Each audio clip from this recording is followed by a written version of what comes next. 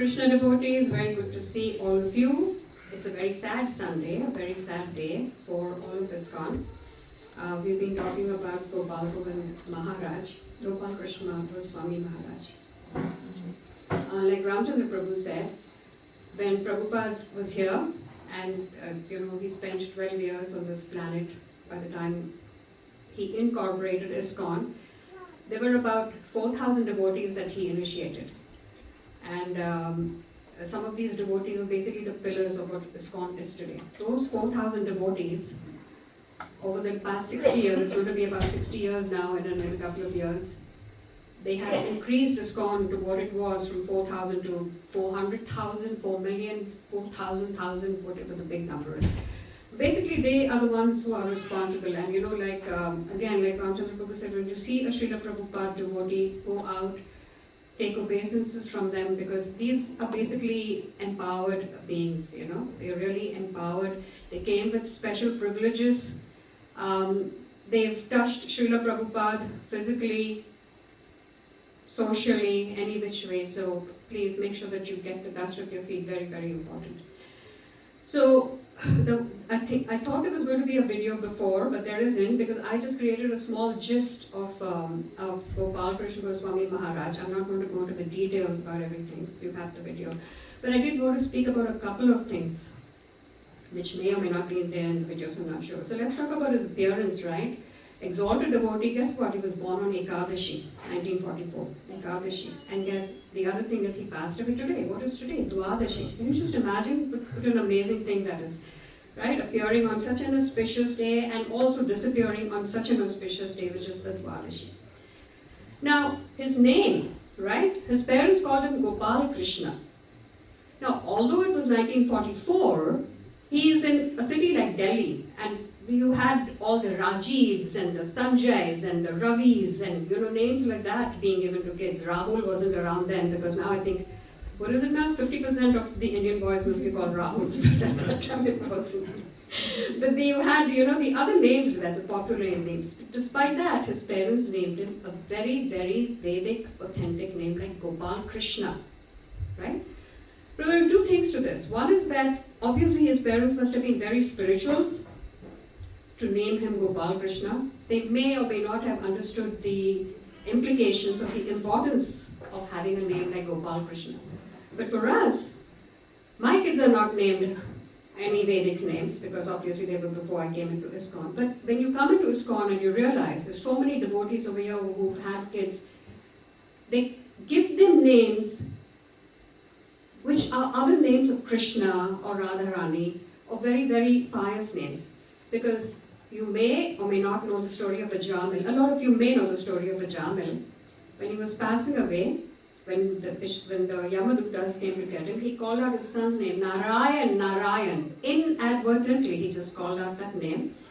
He called it 3 times, so there were 3 Vishnu Duttas who came to protect him from the Yamaduttas taking him away. So, the holy name is so powerful, right? We keep thinking it's a name. But Krishna says that he is embedded within his own name, Krishna. So when you give your child a name like Gopal Krishna, Madhava, Arjuna, beautiful, beautiful names. All through the Mahabharata, you can flip through the names and you can find the meanings. Beautiful names. Aniruddha, Pradyumna, Mukunda, beautiful names. So the fact is that he got a name like Gopal Krishna, as old-fashioned as it sounded in 1944 Delhi, which was on the verge of getting independence. He was lucky to be born in a spiritual family that gave him a name like Gopal Krishna. Okay? Now the other thing is his education. Obviously, a very, very bright child, because he finished his undergrad in India and then he got a full scholarship from the government of France, where they invited him to do whatever it was that he was doing. And from there he went to Montreal. Obviously you see the French connection. And that is when he went to the Montreal temple. And Prabhupada was there in the Montreal temple for 3 days. And in one of the articles that I was reading, it said that Prabhupada was always very nice to Indians, like he wanted, because he had such a bad experience with Indians in India when he was trying to distribute his magazine. So when he would see them in foreign countries, he would always be extra nice to them, go out of his way to try and imbue them into the movement. So here he would see this young kid, right, in his early 20s, because he got initiated at 25. Early 20s, he would come, he would sit through the entire lecture. Normally the other Indians would come and they would say, oh, Radha Krishna, see them and go away. But this kid, literally a kid in his early 20s, would sit through the whole lecture, very quiet.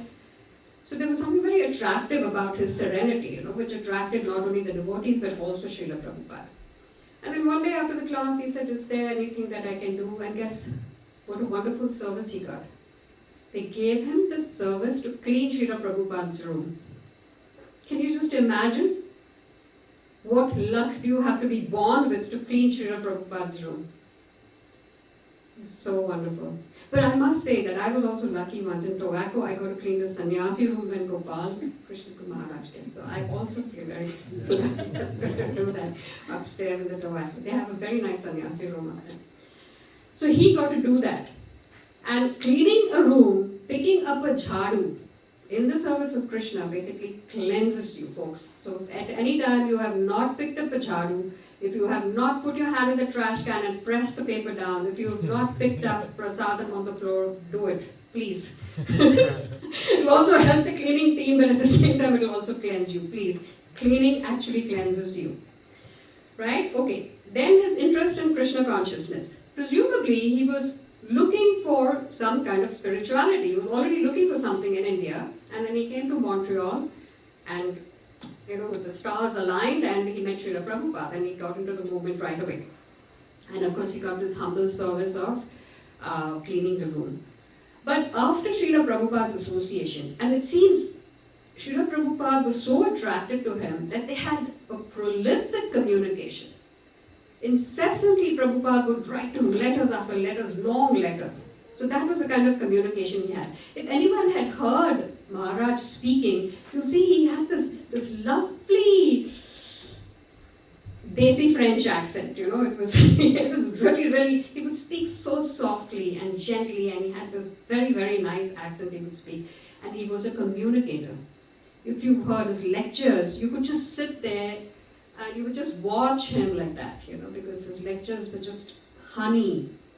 The way he spoke, the way he put across his ideas, his gentleness, just absolutely wonderful. After he got into association with Srila Prabhupada obviously gave him a lot of services. One of his services was book distribution. And he is actually pivotal in making India the #1 leader in book distribution. #1. You cannot, when we have all the book distribution scores go up, India is obviously #1, but it's prolific. I mean, they are like, they're heated about it. Book distribution is really, really big in India, and that is all thanks to Gopal Krishna Goswami Maharaj. Oh, the other thing is, when Prabhupada initiated him, he said he was such a beautiful name. So he gave him the same name. He initiated him with Gopal Krishna as his initiated name. And normally what happens is when you get a sannyasi initiation, your name changes again. But Gopal Krishna Maharaj retained his name through and through. Right? Beautiful name. And beside book distribution, he was involved in a lot of temple constructions. There are a bunch of names on that website, the temples that he was affiliated with. Very beautiful temples. And I think Radha Radhika Mataji, did you meet him when you went to Delhi this time? You did, right? Yeah. So it seems they have these beautiful temples in Delhi. They have about seven centers in Delhi, 7 temples. Beautiful, beautiful temples. So, it's a very sad day, but again, he's on his journey. He's obviously serving Krishna in some capacity or the other. So now the other thing I wanted to mention here is that the fact that he is born in a spiritual family, obviously. To get a name like Gopal Krishna, you would be born in a spiritual family. Now, being born in a spiritual family is not luck, Being born as Bill Gates' daughter is not luck. Being born in a little Jhopatpatti in Dharavi is not luck. It's all our own karma. It's all our own karma and our own desires, right? Today, we are in this particular material body, in this particular place, town, city, center, only because we are responsible for every single thing that happens to us. So, it's basically our own karma, our own activities from many, many years past. We say things like, oh, why do bad things happen to good people? And that time we really, as ISKCON devotees, we don't say anything because we are not going to get into a discourse, and obviously someone is going through a lot of tragedy at that point. So these are not things you would say, but in a class like this, we should all be fully aware that we and only we are responsible for exactly what is happening to us at this moment in life. As a psychologist, as a counselor, they'll tell you, oh, tell me about your parents, don't tell me about your bad childhood, don't tell me about this. We can go into all that. But this is the bottom line, right? We are responsible. So the point I'm trying to make here is that Maharaj was born in that. So you can imagine the spiritual journey that he's traveled. He was born in this family. In his early 20s, he met Srila Prabhupada and he continued his spiritual journey up until this morning. Isn't that a fantastic thing? That is something we should all endeavor for, right? And this is in the part of the lecture. I have about 15 minutes for the lecture. But one of these things do come up, devotional service, and how it doesn't matter whether we do it all this year, this lifetime, whether we do it next lifetime or whatever. Just do something, anything. Because Krishna is watching you and he's already banked it in your bhakti bank account. It's already there, right? So Maharaj, he basically had a spotless life, right? A spotless devotee life when you think about it. Of course he's had his problems, but from our perspective, when we look up at him, we say, what a spotless life. I wish I could have been an absolutely exalted devotee. I wish I could have done something in my life to get a life in my next birth as an exalted devotee. That's what we pray for. Please give me birth in a spiritual family, right? We don't say, I want to be born in a rich family and I want to have a yacht and I want to have this car and stuff. Please give me birth in a spiritual family, because that the whole environment, the ambience, is what is going to take us ahead, propel us ahead in our spiritual journey, right? So I see a lot of sad faces. I saw some Mataji crying when they had Maharaj's thing up. It was a very, very sad thing because it was absolutely a pillar of ISKCON. And again, like Ramchandra Prabhu said, this is the decade where these people are going to go. It's such a sad thing. They were all in their 20s, they're all in their 70s and 80s now, and we'll be hearing a lot of them passing away. So their lectures, their Vani is going to be with us, thanks to ISKCON Desire Tree. They have all these lectures and their audios captured everywhere.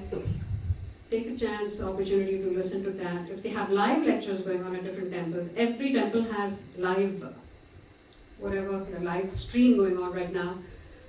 Please do take an opportunity. Because not for anything else, you just see their gentility come through, their compassion come through, their humility come through. And that itself will help us move ahead in our spiritual journey, right? Okay. We did this. 1855. Since I have 15 minutes, I'm just going to do this quickly. Reading from Bhagavad Gita, 18.55. Translation and purport by His Divine Grace, A.C. Bhaktivedanta Swami Prabhupada, Srila Prabhupada ki Jai. Bhaktya mam abhijanati yavanyasya tattvataha tato mam tattvato jnatva vishate tat anantaram. So we'll do one Prabhuji and one Mataji. Anybody? Bhaktya mam abhijanati yavanyasya tattvataha tato mam tattvato jnatva vishate tadanantaram. Bhaktya mam abhijanati yavanyasya tattvataha tato mam tattvato jnatva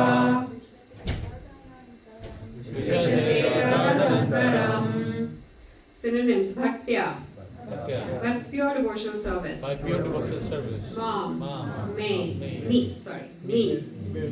Abhijanati, Abhijanati. one can know. One can know. Yavan, Yavan. as much as. As much as. Yacha asmi, Yacha asmi. as I am. As I am. Tattvataha, Tattvataha. in truth. In truth. Tataha, Tataha. thereafter. Thereafter. Mam, Mam. me. Me. Tattvataha, Tattvataha. in truth. In truth. Yatva, Yatva. knowing. Knowing. Vishyate, Vishate. he enters. He enters. Tat anantaram, Tadanantaram. thereafter. Thereafter. Translation: one can understand me as I am, One can understand me as I am. as the Supreme Personality of Godhead, As the Supreme Personality of Godhead. only by devotional service. Only by devotional service. And when one is in full consciousness When one is in full consciousness of me, of me, by such devotion, by such devotion, he can enter into the kingdom of God. he can return to the kingdom of God. Purport. I'm going to read this just to keep it quick. The Supreme Personality of Godhead Krishna and his plenary portions cannot be understood by mental speculation nor by the non-devotees. If anyone wants to understand the Supreme Personality of Godhead, he has to take pure devotional service under the guidance of a pure devotee. Otherwise, the truth of the Supreme Personality of Godhead will always be hidden. As already stated in Bhagavad Gita 7:25, Naham Prakasha Sarvasya is not revealed to everyone. No one can understand God simply by erudite scholarship or mental speculation. Only one who is actually engaged in Krishna consciousness and devotional service can understand what Krishna is. University degrees are not helpful. One who is fully conversant with the Krishna science becomes eligible to enter into the spiritual kingdom, the abode of Krishna. Becoming Brahman does not mean that one loses his identity. Devotional service is there, and as long as devotional service exists, there must be God, the devotee, and the process of devotional service. Such knowledge is never vanquished, even after liberation. Liberation involves getting free from the concept of material life. In spiritual life, the same distinction is there, the same individuality is there, but in pure Krishna consciousness. One should not mistakenly think that the word Vishate enters into me, suppose the monist theory that one becomes homogeneous with the impersonal Brahman. No. Vishate means that one can enter into the abode of the Supreme Lord in one's individuality to engage in his association and render service unto him. For instance, a green bird enters a green tree not to become one with the tree but to enjoy the fruits of the tree. Impersonalists generally give the example of a river flowing into the ocean and merging. This may be a source of happiness for the impersonalist, but the personalist keeps his personal individuality like an aqueduct in the ocean. We find so many living entities within the ocean. If we go deep, surface acquaintances with the ocean is not sufficient. One must have complete knowledge of the aqueducts living in the ocean depths. I will skip this. I will skip this. Om Jnanatimirandasya Jnananjanashalakaya Chakshurunmilitam Yena Tasmai Shri Gurave Namaha Shri Chaitanya Manobhishtam Sthapitam Yena Bhutale Swayam Rupa Kadamayam Tadati Swapadantikam Hey Krishna Karuna Sindhu Dinabandho Jagatpate Gopesha Gopika Kanta Radha Kanta Namostate Tapta Kanchana Gaurangi Radhe Vrindavaneshwari Vrishabhanu Sute Devi Pranamami Hari Priye Vancha Kalpatarubhyascha Kripa Sindhubhya Evacha Patitanam Pavanebhyo Vaishnavebhyo Namo Namaha Jai Shri Krishna Chaitanya Prabhu Nityananda Shri Advaita Gadadhara Shri Vasati Gaura Bhakta Vrinda Hare Krishna Krishna Krishna Hare Hare Hare Rama Rama Rama Hare Hare. So, is this clear? Yes. Okay, it is.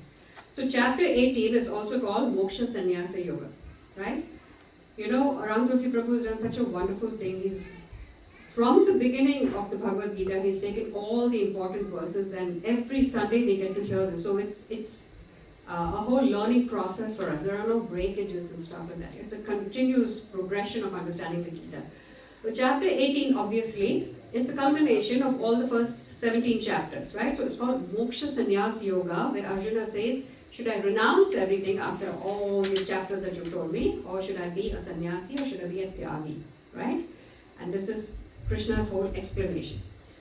So, when we speak about yoga in today's day and time, first thing that comes to mind is hatha, right? We're talking about hatha yoga. We speak about asanas. The minute you type yoga,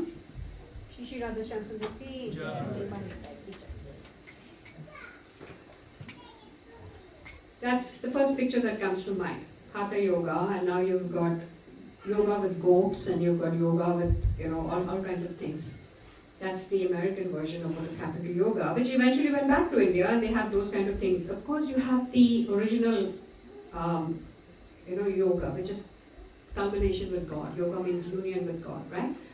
And here in the Bhagavad Gita, actually, this is what yoga is all about, right? So we start off with the material life. When we decide to be envious of Krishna, when we decide we want to be independent of Krishna, we want to lead our own lives, be the controller of our own lives, we come into the material world.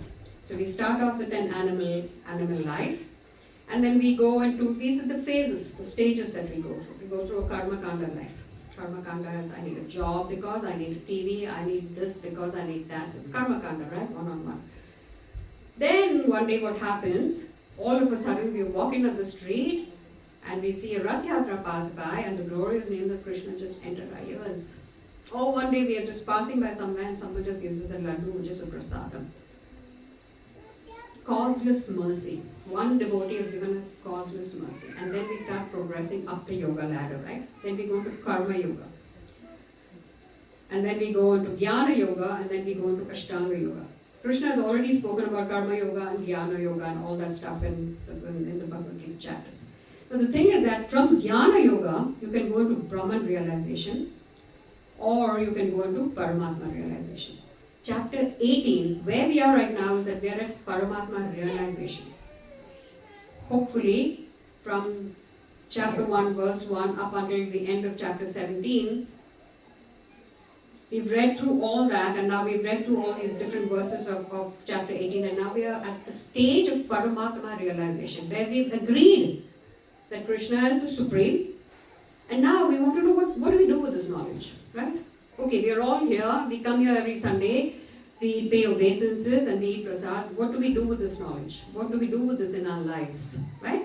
And that will come in devotional service, Bhakti Yoga. But this last verse of this section, which talks about Paramatma realization, that I realize God exists, I realize I am an individual and God is an individual, right? They're both individuals, although I'm a part and parcel of God.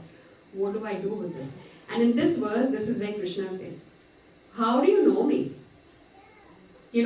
One of the things about ISKCON is that you realize is that the devotees who come to ISKCON, it may sound very prideful, but the fact of the matter is that only intelligent people get attracted to ISKCON.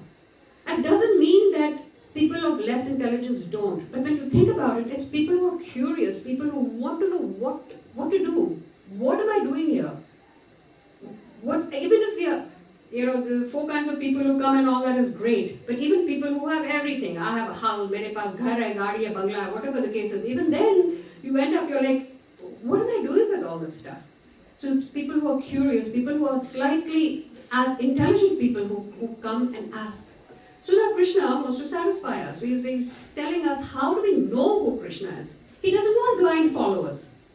Krishna always says, Arjuna starts with questions. Vedic knowledge is all about questions. We encourage questions because we want that conversation. We don't want you to be blind followers, right? So here when we are at Paramatma realization, this is the other one, the Ashtanga Yoga.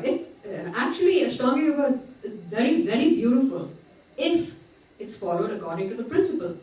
I know a couple of people who are doing yoga teacher training right now. And what are they doing with the yoga teacher training? They're spending all this time on the hatha part of it, right? On the asana part of it. Yama and niyama, fine, it's there. They do it. No one cares if after you finish your teacher's training, you're going to eat meat. Although in the yama and the niyama, it's clearly mentioned that you shouldn't, right? But you got your 200 hours of the yoga certificate now, and then now you can go and propel to the world and say, I'm a yoga teacher, right? But this yoga talks about moksha sannyasa yoga, right? So Ashtanga yoga exists, but it's obviously convoluted in the way we see it or we perceive it in today's day and age. So now here's the yoga ladder, right? We start with the animal life, karma kanda, sakama karma kanda, nishkama. Nishkama is where we say, okay, I give up all my work for you, and then you come to jnana and yoga. So what Prabhupada says is that, and then you have a progressive ladder where you say, okay, I'm not going to go through all the karma kandas and stuff like that, I'll just go into bhakti. But Prabhupada says, forget about all these, there's no need for you to take the steps, just take the elevator and zoom up. Krishna ISKCON is about taking the elevator, right? It's all laid out for us. We don't have to reinvent the wheel. It's all there. It's an absolute, pure, beautiful English language. It is not even in convoluted English because, and now I don't mean to use that. It's not even in hard English because Srila Prabhupada's Guru Maharaj, Srila Bhakti Siddhanta Saraswati Thakur, his language, you couldn't even, you needed an encyclopedia basically to understand one little paragraph or whatever it is that he wanted to say. But Srila Prabhupada dummied it down for us. It's absolutely the dummy version, very simple. And of course there's an intense amount of Vedic information behind it, and that's why we come for lectures. Because then someone who has, not me, I mean I'm just sitting here to explain, whatever I've heard, but we have all these senior devotees who elucidate on all these beautiful points, right? So here we are, take the express ladder, right? That is what chapter 18 is about. Krishna is saying, I've taken you through this whole routine of 17 chapters, told you what's good, what's bad, I've told you to decide on your own, I've given you your independence. But here at this juncture, I'm telling you, take the elevator, go up, come do bhakti for me, right? So then now when you, you do the animal life and you forget all the karma kanda and everything. Surrender and association of pure devotees. And how does that happen? By causeless mercy. So we as devotees, if you have a bhakti vriksha in your house, call your neighbors. I have Russian neighbors who I used to call when I used to have bhakti vriksha in my house. They would just come. Because they like that whole Indian thing, they would just come, have prasadam and go.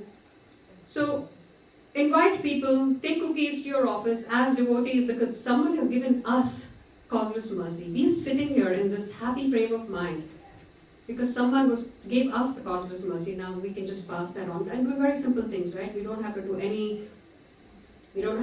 to the office and say, I'm going to preach to you that this is not the right way to do business. We don't need to do any of that. The name itself is so powerful. So then from there we go on to sadhana bhakti. Sadhana bhakti is practicing. Practice, right? Whatever the devotion service. Bhava is in the attitude. How our attitude changes toward devotees, toward our deities. And then finally, if we are lucky in this lifetime, we get prema bhakti. Okay? So this is what Prabhupada says. Take the elevator. So this is one Prabhupada's lecture. I'm just going to read through it quickly. Lord Chaitanya has recommended that in this age people are very short-living, they are disturbed, they are full of anxieties. Therefore, by His grace, by His causeless mercy, He is giving us the lift. Take the lift immediately. Come to Bhakti Yoga by chanting Hare Krishna immediately. You don't have to wait. Immediately take. This is the special gift of Lord Chaitanya. Okay? Now, actually I do want to go through this slide because this... Should I skip this? Okay. Well, how much are you giving me? 10 minutes more? 10 minutes? Okay, I get this slide I need to do. So this one is, when he says Mam and Tattvataha. This is what it is all about, right? Who's Krishna? I don't need to know who Krishna is. I believe in Ram and I'm going to pray to Ram or I'm going to pray to Durga or I'm going to pray to Ganesha or whatever. Fine, do whatever. Never discourage anybody. Because everyone's on their path. We're all traveling down I-95. Someone is taking an exit here, someone's taking an exit there, someone is coming in. We are all on different paths, right? And we all have different destinations. So we're never going to say that. But here Krishna is elucidating. Who am I? How do you know me? What is it that is going to attract you to me? Is he saying you have to love me to live a happy life? He's saying no, that is not what he wants. He wants us to consciously love him. And how do you consciously love a person? When you get to know the person, when you hear about the person, right? And when you actually interact with the person. So here, this one, tattvataha, he's saying only if you know me, right? In chapter 4.9, he says, Janma karma cha me divyam evam yo veti tattvataha. Whoever knows me will not come back to this planet of birth and death. And here again, in 18.55, he says, tattvataha, he says, one can understand me as I am only by devotional service. Bhakti. Before we came to ISKCON, before I came to ISKCON, I just thought bhakti was puja karte hain, ye chadhate hain, wo chadhate hain. That was bhakti. We just thought it was worship. Go to the temple, do one dandavats and come off. This is how beautifully is explained as bhakti is devotional service. It's when you love someone, you serve that someone so that it pleases that someone, which in return pleases you. That's how it works. And honestly, the proof is in the pudding. You folks wouldn't be here if you hadn't tried it and if you didn't like the taste of it and you wanted more and more of it, right? So, one thing I did want to say is that, so how do you know that this is what Krishna is, right? So now let's say, for instance, can we ever understand Krishna? I need to see hands up on this. Can we ever understand Krishna? Okay. Not fully. In full now. In full. You'll never know Krishna, right? And actually, I'm quite embarrassed to say this. I remember many years ago when I was doing Bhakti Shastri, I used to be so aggressive with my Goa Vrindavan Chandra Prabhu. I would say, what is this? We've got so many books, I'm doing the Bhagavad Gita, I'm going to do Bhagavatam and this and that. And I used to saying they're never going to know Krishna. Because you assume that, there is so much knowledge. That you assume you've done your undergrad and grad program and now you have to know Krishna, right? But it's impossible. He's omnipotent. You're never going to get to know him. You reach a certain point and there's a lot more to know about it, right? That is the beauty of it. So, here the question comes over here, right? Like we have already decided, we already know, there's proof that devotees who come over here, devotees who are inclined to sit to lectures and to hear about Krishna are very, very intelligent. So you can't tell them Krishna is God or you have to believe in Krishna. You've got to show them. You've got to show them something to say that this is Krishna. So let's assume that we do. It's all scientific, right? Prabhupada used to say this. It's science and it's art together.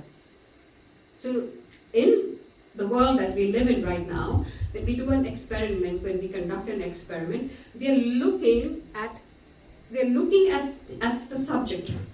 But we have our test tubes and stuff, and we're looking at it, and now we're giving it some stimuli and making it go through some stuff to see whether it will react in a certain way, right? That's a general experiment that we conduct in the normal world. So we look down upon it. But in Krishna's world, here's what happens, right? In Krishna's world, we actually look up at Krishna, right? And we conduct the experiment not on the object, but we conduct the experiment on the subject, which is who? Which is ourselves. And like in chapter 15, we've already seen that the material world is reversed, and this is exactly an example.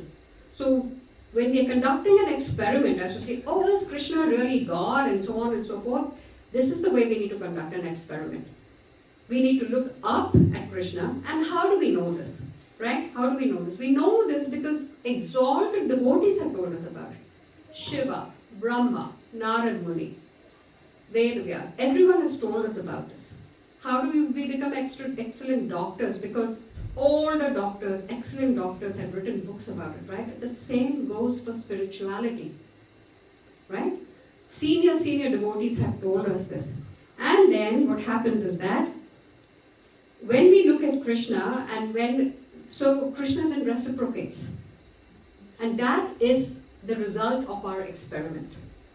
So when you start praying, when you start chanting, there is that one relationship that only you have with Krishna.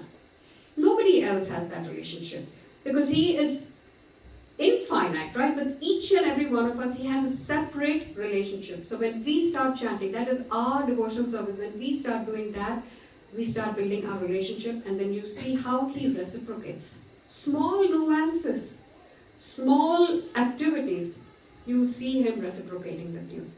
So that is proof that Krishna exists. But will we ever understand him? No. The fact that we don't understand him is our understanding. That should be the way it is. I'm never going to understand you, Krishna, But I'd love to just be with you and live in this glory of you. Right? So that is his Tattvata. And then the last one I'm going to talk about is devotional service. There are 9 different kinds. This has been spoken about in many lectures. You can do many different things, but I do want to do this last one. Okay. Of all the 9 devotional services, so this is from the Madhya Leela, Chaitanya Charitamrita Madhya Leela, Prabhupada's lecture. It says the devotee is expected to accept all 9 processes of devotional service, but even if only one process is properly executed, he can still attain the highest position and go back home, back to Godhead. Which is where Maharaj has gone today, back home, back to Godhead. And we all want to endeavor to follow his path. We want to endeavor to be an exalted devotee like him. And we do it in baby steps, right? It doesn't mean that we decide to become sannyasis, which was Arjuna's question at the beginning of chapter 18. He was like, should I just renounce everything and go to the forest? Krishna says, no, because you're not capable of doing that. You are a Kshatriya. Your mind is never going to be sitting still in a forest. But while you're doing your work, you can renounce the fruits, the results of whatever activity it is that you're doing. Right? It is the Tyagi versus the Sannyasi. That's what this whole section of the Bhagavad Gita is about. So, to wrap up today then, we've seen Maharaj, an absolutely, exalted life, which is where we endeavor to be, we want to be. But we also have our constitutional duties as mothers, as wives, as husbands, as sons. We have a constitutional duty. We still have to pay the mortgage. We still have to, do other stuff. Now, does Krishna want us to renounce all of that? Absolutely not. And this is why ISKCON is, growing by leaps and bounds, because they want grahastas. They want us all to live in our homes. They want our homes to become beautiful little temples. They want us to only make prasadam and to serve prasadam and to eat prasadam. They want grahastas. They want us to keep our jobs. They want us to go like Arjuna on the battlefield and just renounce everything that we do to Krishna, but continue that activity. Right? That is the beauty of devotional service. All we need to do is, instead of looking on the exterior, we just need to turn our vision and look inside and say, Krishna, you're right here in my heart. What is it that I can do to please you? Right? Any service that you want. Pick any service that you want. If you're initiated, your Guru Maharaj may have already given you instructions as to what he'd like to do. Right? Which is exactly what Maharaj did. He followed his Srila Prabhupada's instructions to a T. And that's why book distribution is flourishing in India right now. The beautiful temples have been built. So, without thinking, oh my God, I'm here in Krishna consciousness and I have to do this and I have to chant 16 rounds a day and I have to become a vegetarian and I have to give up alcohol. Go easy, go easy, go easy. Krishna's out there. He knows you've already turned to him. He knows you've chanted his name. Hare Krishna. You've chanted his name and he's already entered into your life. Now what you need to do is you need to just review whatever else you have around you and say, Krishna, I want to be like Maharaj. I want to be like these exalted devotees in their 20s. My Prabhu and I were reading these books written by all these American devotees. It makes you cry when you think about all these 20-year-old white American boys hadn't even heard the name Krishna. And they're all sitting over there and they've brought this movement to what it is today. 60, 70 years of austerity, coming from parents who absolutely refuse to believe that their child had given up eating meat. Their child is wearing all these funky clothes and wearing the tilaka and stuff like that. It's their strong belief. It's their relationship that they had with their Guru Maharaj. They stuck to their instructions that Srila Prabhupada had gave them, and that is why we're all able to sit here today and enjoy delicious prasadam after this. See these beautiful deities, basically, come every Sunday, associate and things like that. Alright, so that was it for me. I didn't take more than 10 minutes. Hare Krishna.